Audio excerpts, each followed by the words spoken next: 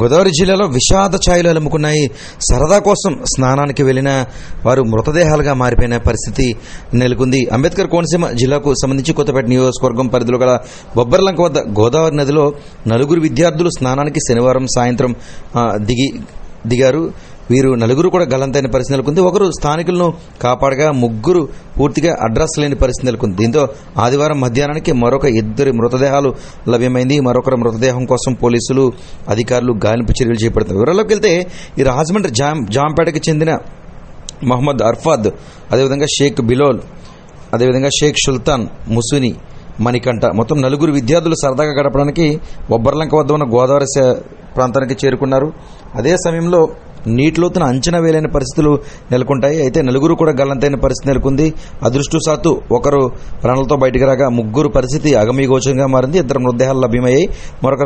మరొకరు మృతదేహం దొరకాల్సి ఉంది. అయితే అనేక సార్లు ఈ విషయంపై వెల్లడిస్తున్నామంటూ కూడా పోలీసులు చెబుతున్నారు. ఈ ప్రాంతం చూడటానికి బాగా కనిపించినప్పటికీ కూడా లోతైన ప్రాంతం, దయచేసి ఈ ప్రాంతంలో స్నానాలకి రావద్దు అంటూ అనేక సార్లు చెబుతున్నప్పటికీ కూడా ఈ విద్యార్థులు కావచ్చు, యువకులు కావచ్చు, ఇలా స్నానాలకు వచ్చి ప్రతి ఏడాది కూడా విలువైన ప్రాణాలు గాల్లో కలిపేసుకుంటున్నారంటూ పోలీసులు ఆవేదన వ్యక్తం చేస్తున్నారు. ముఖ్యంగా ఈ బొబ్బర్లంకకు సంబంధించిన గోదావరి ప్రాంతం చూడటానికి ఆకట్టుకున్నప్పటికీ కూడా ప్రమాదాలకు, మృత్యువుకు నిలయం అని చెప్పి పలువురు పేర్కొంటున్నారు.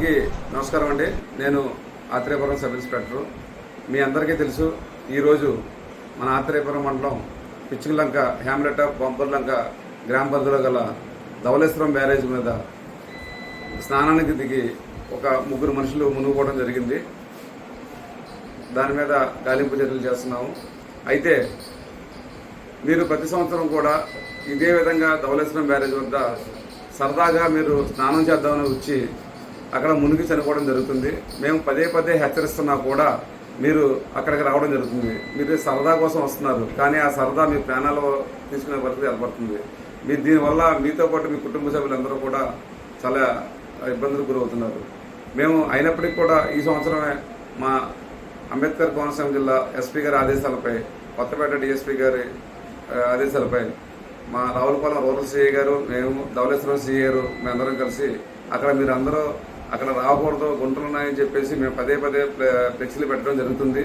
అదేవిధంగా అక్కడ పెద్ద పెద్ద రాళ్ళు, మీకు వచ్చే దారికి అడ్డంగా రాళ్లు, ముళ్ళగంప వేసినప్పటికి కూడా మీరు దాన్ని దాటుకుని వెళ్ళిపోయి స్నానాలు చేయడం జరుగుతుంది. దీనివల్ల మీరు చాలా ప్రమాదాలు అక్కడ పడుతున్నారు. మేము ఎన్ని హెచ్చరికలు చేసినా కూడా మీరు రావడం అవ్వట్లేదు. కాబట్టి మీకు ఈ పత్రికాముఖంగా మీ అందరినీ హెచ్చరించడం జరుగుతుంది. అక్కడ కనుక మీరు రావడానికి ఇవి లేదు. అక్కడికి వచ్చి స్నానాలు చేస్తే మీ అందరిపై కఠిన చర్యలు తీసుకుంటాము. దీని విధంగా మీకు తెలియవస్తున్నాను.